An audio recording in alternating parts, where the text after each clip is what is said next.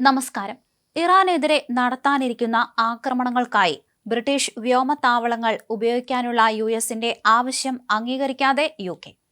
ഇറാനെതിരെയുള്ള ആക്രമണത്തിന് സർവ്വസന്നാഹങ്ങളുമായി സജ്ജമായിരിക്കുന്ന അവസരത്തിലാണ് യുഎസിന് ഈ ഒരു തിരിച്ചടി ഉണ്ടായിരിക്കുന്നത്. യുകെയുടെ നിലപാട് ചാഗോസ് ദ്വീപുകൾ മൗറീഷ്യസിന് കൈമാറുന്നതുമായി ബന്ധപ്പെട്ട ഉത്കണ്ഠ വർദ്ധിപ്പിച്ചേക്കാം.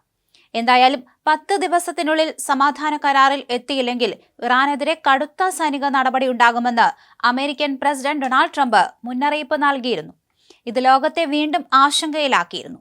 പശ്ചിമേഷ്യയും ഗൾഫ് രാജ്യങ്ങളും പ്രതിസന്ധിയിലാണ്. അതേസമയം ട്രംപിന്റെ യുദ്ധനീക്കത്തിന് തടയിടാനുള്ള ശ്രമങ്ങളാണ് ലോകരാജ്യങ്ങളും നടത്തുന്നത്.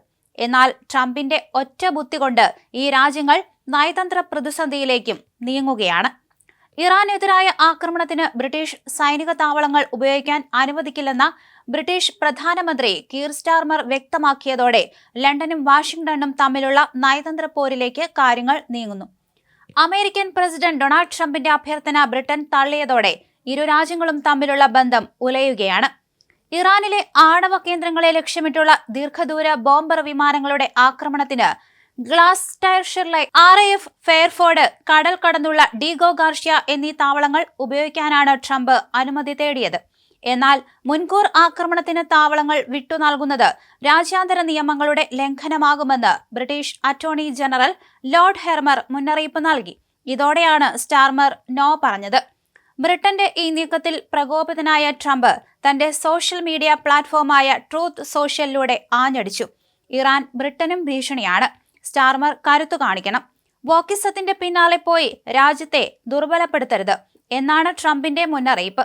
അതേസമയം ബ്രിട്ടന്റെ ഈ നിലപാടിന് പിന്നാലെ ചാഗോസ് ദ്വീപ് സമൂഹം മൗറീഷ്യസിന് വിട്ടു നൽകാനുള്ള സ്റ്റാർമർ സർക്കാരിന്റെ നീക്കത്തിനുള്ള പിന്തുണ ട്രംപ് പിൻവലിച്ചിട്ടുണ്ട്.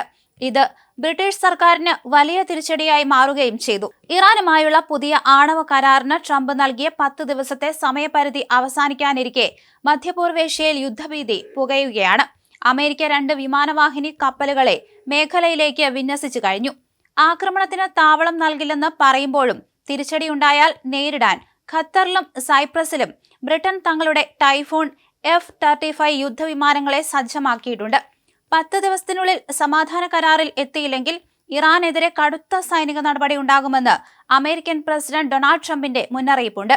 വാഷിംഗ്ടൺ DC-യിൽ നടന്ന പ്രഥമ ബോർഡ് ഓഫ് പീസ് യോഗത്തിലാണ് യുദ്ധത്തിന്റെ ഭാരിച്ച ചെലവുകളെക്കുറിച്ച് സംസാരിക്കവേ ട്രംപ് ഇറാന് അന്ത്യശാസനം നൽകിയതും. ആണവ ചർച്ചകൾ പരാജയപ്പെട്ട സാഹചര്യത്തിൽ അർത്ഥവത്തായ ഒരു കരാറിൽ എത്താൻ ഇറാൻ തയ്യാറായില്ലെങ്കിൽ മോശമായ കാര്യങ്ങൾ സംഭവിക്കുമെന്ന് ട്രംപ് ഭീഷണിപ്പെടുത്തി. അടുത്ത 10 ദിവസത്തിനുള്ളിൽ ഇക്കാര്യത്തിൽ വ്യക്തതയുണ്ടാകും, അദ്ദേഹം കൂട്ടിച്ചേർത്തു. ചർച്ചകൾ വഴിമുട്ടിയതോടെ പശ്ചിമേഷ്യൻ മേഖലയിൽ അമേരിക്കൻ സൈന്യം വൻതോതിൽ വിമാനവാഹിനികളും യുദ്ധവിമാനങ്ങളും അന്തർവാഹിനികളും വിന്യസിച്ചിട്ടുണ്ട്.